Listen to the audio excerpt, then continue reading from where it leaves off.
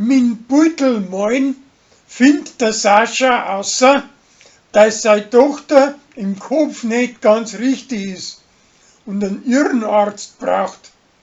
Und die sagt dasselbe auch so.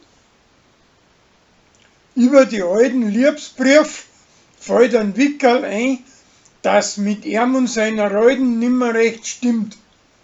Und drum fährt er für einen Tag auf Minga zurück zu ihrer und ihren Buben. Der Michi sucht wie narrisch nach ein paar alte Rechnungen, bis er nachher draufkommt, dass die bei seinem Steuerberater haben. Der Till möchte bei ihm in der Werkstatt als Hiwi anfangen. Das nimmt er zwar zuerst wieder zurück, aber nachher fängt er doch an.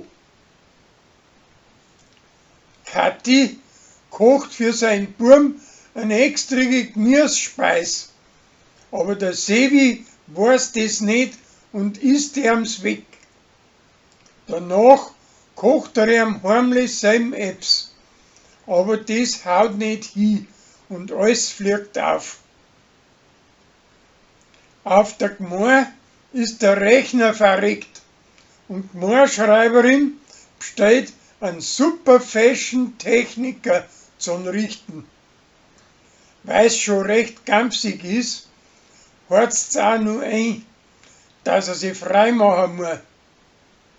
Etliche andere Weiber warten auch schon drauf, aber wie er nachher kommt, stellt sie außer, dass er ein alter Krauderer ist mit einer Mordstrumwampen.